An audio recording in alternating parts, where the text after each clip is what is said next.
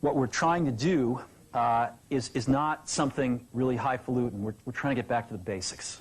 We're trying to get back to the basics of great products, great marketing, and great distribution. And I think that Apple has pockets of greatness, but in some ways has drifted away from doing the basics really well. So we started with the product line. We looked at the product roadmap going out for a few years, and we said a lot of this doesn't make sense, and it's way too much stuff, and there's not enough focus. And so we actually got rid of 70% of the stuff on the product roadmap. With Steve Jobs' return back to Apple in 1997, he quickly realized Apple was in a way worse position than he previously had thought. With his feet to the fire and a realization that change needed to happen and fast, he turned to one guiding principle: simplicity. Jobs, known for his iconic quote, "Simple can be harder than complex," believed that simplified thinking could be the key to unlocking extraordinary results. He recognized the power of simplicity as a tool to differentiate Apple's products in a crowded market.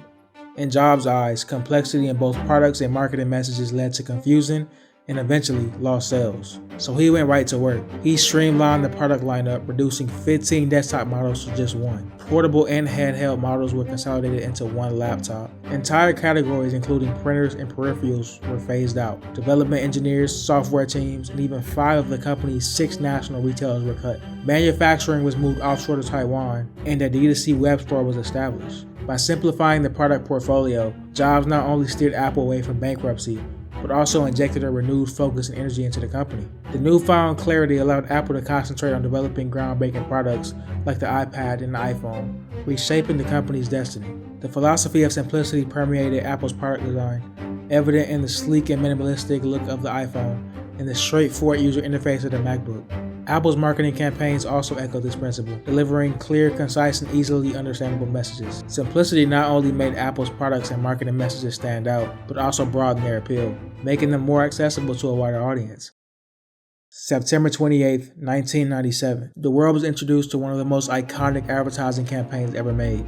Think different. In a world drowning in tech specs and product details, Apple decided to do something unexpected. They didn't showcase or boast the latest gadgets or tech. As the ad plays out, you can notice the absence of flashy features or product shots. Apple took a different route, going straight to the essence of human connection and inspiration. Through powerful snippets of historical icons and figures people looked up to, Apple struck an emotional chord. It wasn't about the next big tech thing. It was about shared values and a collective dream of making a mark on the world. In those moments, Apple just wasn't a faceless corporation. It became a kindred spirit, standing shoulder to shoulder with its customers. It wasn't a sales pitch. It was about building a connection based on mutual interest and a shared vision of changing the world.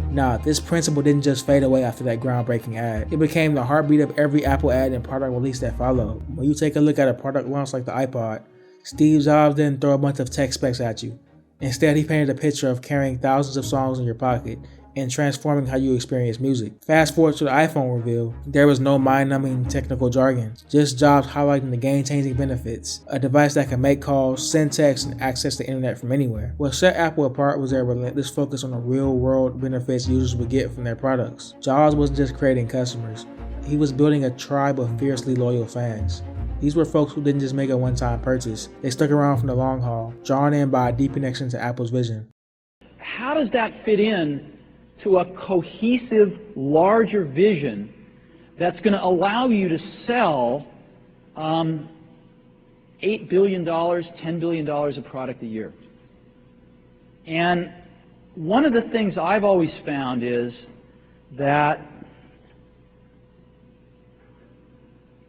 you've got to start with the customer experience and work backwards to the technology. You can't start with the technology and try to figure out where you're going to try to sell it. And I've made this. You've got to start with the customer experience and work back toward the technology, not the other way around. This quote by Steve Jobs eventually became the foundation of Apple's long-term success. Rather than trying to focus on building the biggest and best tech ever and trying to force it on their audience, they took the alternative approach and actually took time to look at their target audience and figure out what their wants and needs were and worked backwards. We can see this principle in products like the iPhone. During the launch, it wasn't all about the high-tech features it included, but more about how the device would transform how people connect, capture moments, and enjoy music. It wasn't about the iPhone. It was about seamlessly integrating technology into the customer's life. And we can see this fundamental extended to Apple stores. To Jobs, they weren't just stores where they could make more money off customers. They were a place that allowed a customer to experience the benefits firsthand and truly elevate the customer's experience before they even purchase a product.